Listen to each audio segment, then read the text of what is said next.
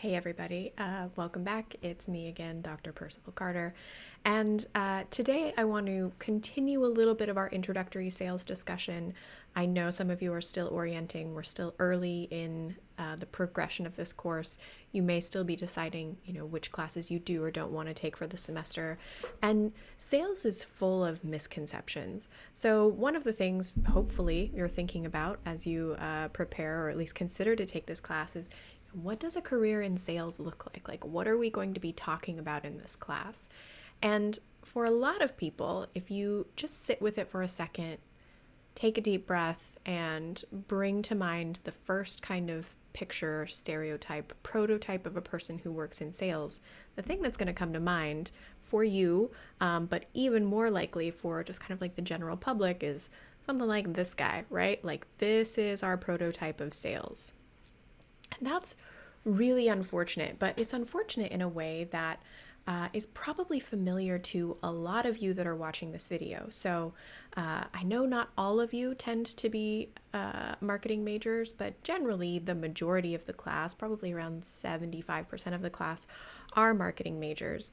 And one sensation that you're probably familiar with, I'm certainly familiar with as a former marketing major myself and a marketing professor, is thinking through, like, how do you feel and how do you kind of explain to people what it is you do when you tell them that you're a marketing major or a marketing professor or you work in marketing? Like, what is marketing? There are tons of misconceptions about that as well.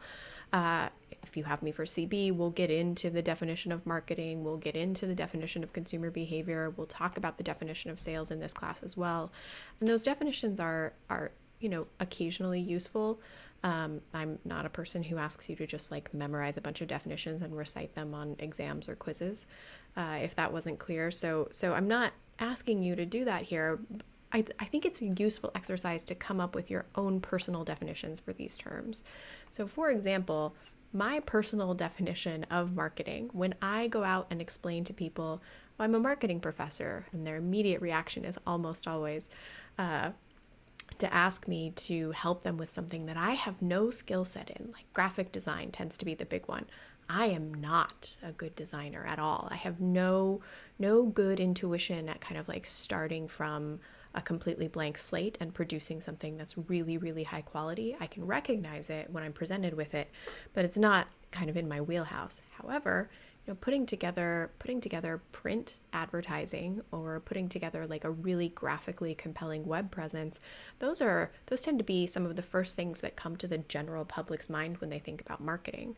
So when I'm trying to think through from my own perspective, what is it that marketing is, what is it that marketing does, both from an academic perspective and when I occasionally still work with industry partners, I think of marketing as the function within a business that's all about kind of linking communication. So when you're within a firm, an organization, and your job is to fulfill that marketing capacity, your job is to be the voice of the consumer in those meetings. When it's you and finance and accounting and management and HR and all of the other business disciplines sitting around a table, marketing should be the voice of the consumer in that room. That's your job.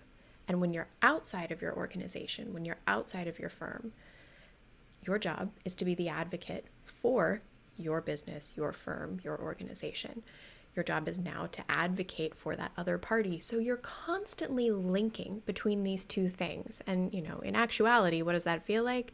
Well, it feels like an impossible task, right? It feels like, how am I supposed to be both on the side of my firm, my organization, my business, and on the side of our customer? And you have to figure it out.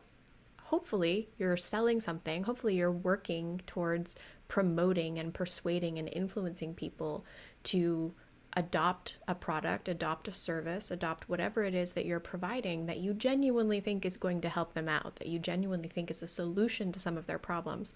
Much more enjoyable to do any kind of marketing, and particularly sales, when you do feel that way. But it can be difficult to feel like you're balancing those two different perspectives. So marketing is all about communication and understanding the decision-making processes, the judgment processes, and what's likely to be persuasive, both internally when you're advocating for the customer, and externally when you're advocating to the customer, the external customer. So what does this aside have to do with sales? Well, sales is actually much, much more expansive, much, much more exciting, much, much more, I think, meaningful and purposeful than that kind of stereotype of sales, right? So sales proper, we have distinctions like, okay, well, are you selling business to business? Are you selling business to government? Are you selling business to consumer? What are the nuances of all of those different kinds of markets? What are the nuances of interacting with someone in each of those different contexts? You have things like, okay, well, are you selling a consumer product, or are you selling a service? Are you selling, tech? And the kind of industry context also has a huge amount of influence over the kind of work that you will be doing, the kind of thinking that you will be doing day to day. Then you have what sales form is most enjoyable to you, right? We'll learn about the sales process, the kind of step-by-step thing that you can learn anywhere.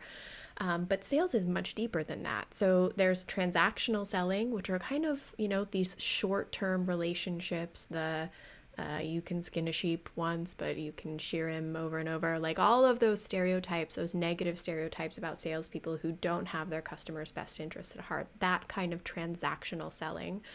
There's like the strongest form of that, which is the kind of like stereotype that I just threw out there. Or you have transactional selling that's just like, hey, look, we got to be efficient here. Like you want something, I have something, let's get this transaction done.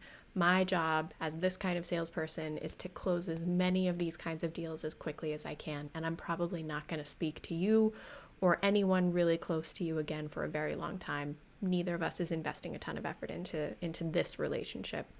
So you have that kind of transactional sales. You have relationship selling, which is, developing these longer term relationships with the clients who you're selling to. And then I think the more rewarding, more exciting aspect of sales is these consultative relationships where you as the salesperson are not only selling, not only trying to persuade someone to purchase, but you're actually going out there and consulting on the business practices of your potential customers. This tends to be business to business, right? It doesn't have to be. But I slipped and said business there because it's more typical of a business to business concept, but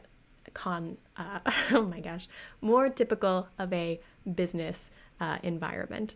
So this consultative process, you really get to develop your own expertise, and then access to your expertise is part of the benefit of coming and purchasing the product from your firm, your business, whatever the kind of organization or entity might be here. So selling, much more complex, much more rewarding than I think we might bring to mind when we initially think about, what is a salesperson? What does that person look like? Do I feel like I could be that kind of person?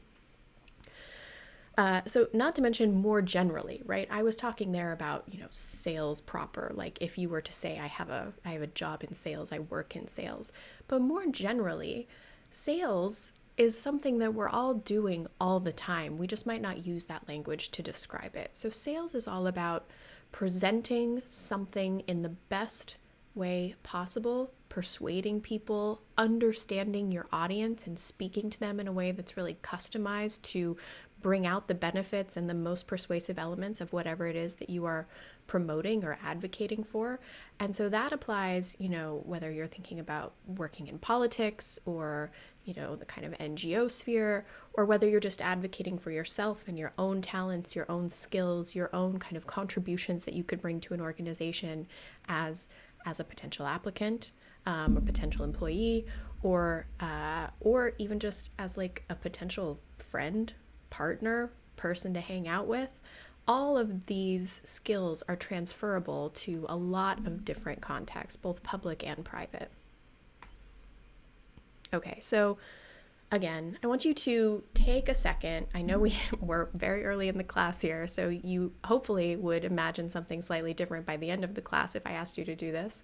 But I want you to imagine yourself in a sales role. Kind of put yourself in the mindset of, think about the company. Let's imagine that it's a company. Maybe you're an entrepreneur, do that. But I want you to think about a context in which you would be selling a product or service for some entity.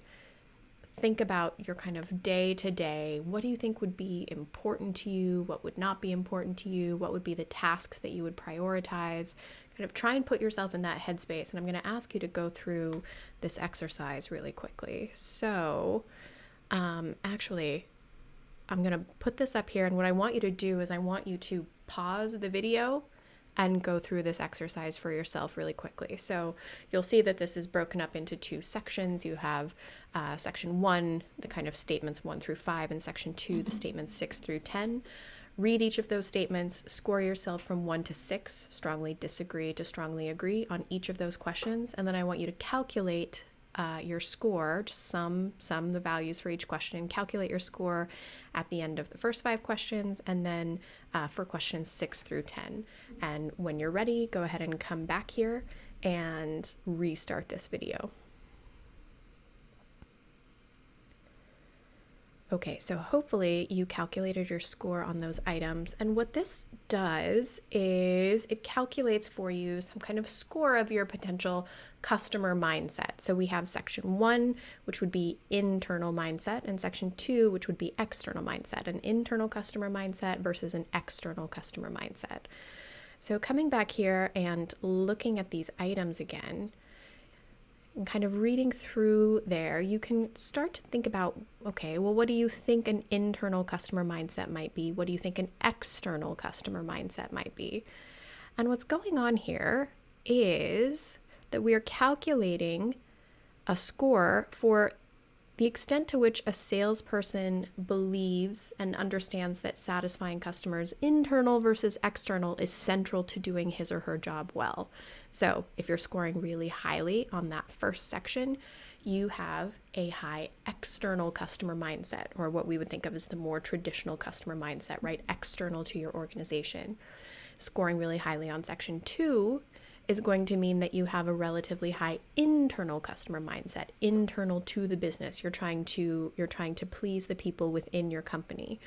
And I think this is a really interesting exercise that people can do, early on and kind of just project themselves into, as we did right here, to think about, knowing where you are and helping this to inform the kinds of jobs, the kinds of organizations, the kinds of products or services or ideas that you could see yourself pitching, that you could see yourself selling as a profession.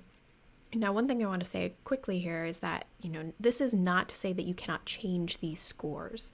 So I think it's valuable to know whether or not your kind of natural tendency is more to advocate for the internal customer or more to advocate for the external customer, to or for the internal or external customer.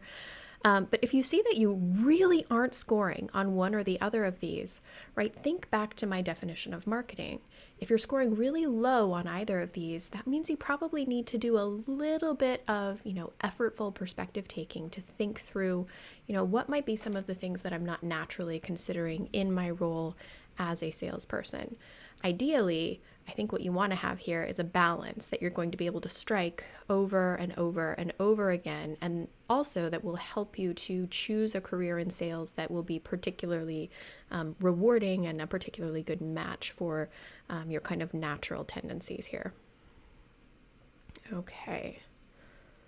So this is, it is related to an idea that you'll hear often in sales, which is, being really customer centric, being hyper focused on what it is that we can provide to our customer. And as a salesperson, you have to manage and position your own skill set and the way that you spend and allocate your time and develop your skills over time, as if you're advising a business. Salespeople, even when they're not floating from business to business, even if you stay very committed to one organization over time, you need to manage yourself as kind of a business unto yourself. And we'll talk more about kind of the power and the benefits and the costs of sales' kind of unique role in that way, unique role as a very easy to evaluate, not completely in isolation, but more in isolation than a lot of other business functions. In sales, because that is the nature of what you're doing, you need to approach evaluating yourself and your performance as if it was an independent business kind of within whatever organization you're operating within. And that applies whether we're talking about, the thing that students often, especially early in the class, tend to draw to mind when they think of sales, which is often, business to consumer, often related to physical products. I think just because those are more salient, more things that we have more experience with at this particular stage in our lives, or whether you're talking about sales that, is more business to business, more analytics driven, a lot of time working in a CRM, starting to get towards Salesforce management, or whether you're not interested in the formal kind of within a sales department, within a sales organization role within a company, and you're just thinking about, hey, I need to put together my resume, I need to put together my job search materials. Even if you're only thinking in that context, I think it's really valuable to start to think about developing your skills in sales, your skills in persuasion, your skills in being able to influence people, and think about those as kind of standalone skill sets that you want to manage over time. And with that, I'm going to go ahead and end this video, and hopefully I'll see you in the next one very shortly. Take care.